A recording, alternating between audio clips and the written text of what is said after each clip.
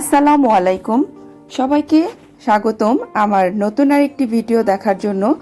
আজকে আমি যে রেসিপিটি তৈরি করে দেখাবো, নিশ্চয়ই এতক্ষণে আপনারা এই পিঠাটি দেখে বুঝে ফেলেছেন যে আমি আজকে কোন রেসিপিটি তৈরি করব। হ্যাঁ বন্ধুরা, আজকে আমি তৈরি করে দেখাবো খিরসা পাটিসাপটা।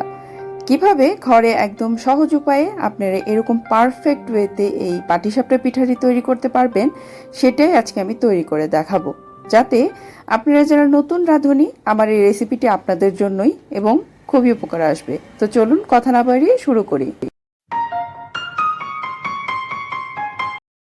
এই পিঠাটি তৈরি করার জন্য আমি উপরের লেয়ারটার জন্য যেই কাইটা তৈরি করতে হবে সেটা আমি তৈরি করে দেখাচ্ছি। এখানে আমি 1 কাপ পরিমাণ চালের গুঁড়ো নিয়েছি এবং 1/2 কাপ পরিমাণ ময়দা নিয়েছি। ময়দাটা আমি মিশালাম এই কারণে, যাতে পিঠার উপরের লেয়ারটা অনেক সময় ফেটে ফেটে যায় শুধুমাত্র চালের গুঁড়া দিলে, সেই কারণে। আর আমি এটা বাইরে থেকে চালের গুঁড়ো কিনেছিলাম, সেই কারণে গন্ধ নিবারণের জন্য আমি একটু এলাচের গুঁড়া ব্যবহার করলাম। 1/2 কাপ মিশিয়ে দিলাম গুড় এবং আমি 1/4 কাপ দিলাম চিনি। আপনারা চাইলে চিনি অথবা গুড় দুটোই আপনারা একটা যে কোনো দিয়ে তৈরি করতে পারবেন। তো আমি কালারের জন্য একটু গুড় মিশালাম আর মিষ্টির জন্য আমি চিনি মিশালাম। তো মিশিয়ে এটাকে আমি পরিমাণ মতো পানি দিয়ে ব্যাটারটি ঠিক এরকম একটা ঘনত্ব আমি তৈরি করব, খুব বেশি ঘন বা খুব বেশি পাতলা না, ঠিক এরকম আপনারা দেখেই বুঝে নেবেন। এখন আমি ভিতরে খিরসাটা তৈরি করব, সেজন্য কড়াইতে আমি 1 টেবিল চামচের মতো বাটার দিয়ে নিলাম। আপনারা চাইলে এখানে ঘিও ব্যবহার করতে পারবেন এবং সুগন্ধের জন্য আমি 3টা এলাচ এখানে দিয়ে দিয়েছি। এখন এটাকে আমরা অপেক্ষা করব একটু গলে আসা পর্যন্ত। এখন আমি এখানে মিশিয়ে দিচ্ছি 2 টেবিল চামচ পরিমাণ সুজি এবং 1 টেবিল চামচ পরিমাণ চালের গুঁড়া। এই ক্ষেত্রে আপনারা যদি চান যে আপনারা নারিকেল মেশাবেন, তাহলে নারিকেলটা দিলে আপনি এখানে 1 টেবিল চামচ পরিমাণ সুজি এবং 1 টেবিল চামচ পরিমাণ চালের গুঁড়ো দিলে হবে। আমি মিশিয়ে দিলাম এখন 1 কাপ পরিমাণ ফুল ক্রিম মিল্ক। এটাকে দিয়ে আমরা ভালো করে একটু গুলিয়ে নেব, যাতে কোনো গুলটি না থাকে ভিতরে। দেখে নিতে হবে, কোনো লাম্পস থাকলে কিন্তু সেটা ভালো হবে না। তো এইভাবে একটু হালকা ঘন হয়ে আসলে এখানে আমি মিশিয়ে দেবো 1/2 কাপ পরিমাণ চিনি। চাইলে আপনারা গুড়ও মেশাতে পারেন। তো এইভাবে আমি নাড়তে থাকবো, আর চিনি দেওয়ার পরেই এটার মধ্যে থেকে একটু পানি ছেড়ে আসবে, তাতে ভয় পাওয়ার কিছু নেই।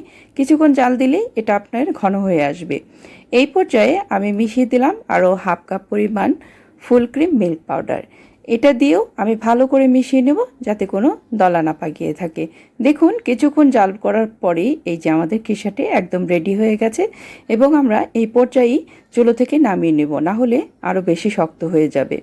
এখন আমরা চলে যাচ্ছি এই উপরের লেয়ারের রুটিটা তৈরি করতে। এই রুটিটার জন্য আমি এটাকে আধা ঘন্টা রেস্টে রেখে দিয়েছিলাম। এখন আমি এখানে একটা কড়াইতে, ননস্টিক কড়াই নিয়ে নেবেন, সেটা ভালো হয়। আমি একটু তেল এবং পানি ব্রাশ করে নিচ্ছি এবং নেওয়ার পরে আমি এখানে এরকম 1 কাপের মতো এভাবে আপনার ব্যাটারটি দিয়ে এভাবে রোল করে ঘুরিয়ে নেবেন। যতটুকু পাতলা করে করা যায় আপনারা চেষ্টা করবেন সেরকম করতে। কিছুক্ষণ পরে যখন এটা ড্রাই হয়ে আসবে, আমি খিরসাটা ভরে দিব এভাবে বর্ডার করে। আপনি দেখে নিচ্ছেন কিভাবে আসলে দিবেন, আর খিরসাটা যত বেশি হবে ঠিক ততই মজা হবে। এভাবে আপনারা চারিদিক থেকে এভাবে আপনারা করে, এই যে পাটিসাপটার পিঠাটি আমার একদম রেডি হয়ে গেছে। আপনাদের বোঝার সুবিধার্থে আমি আরেকটি করে দেখাচ্ছি, ঠিক এইভাবে করে নেবেন।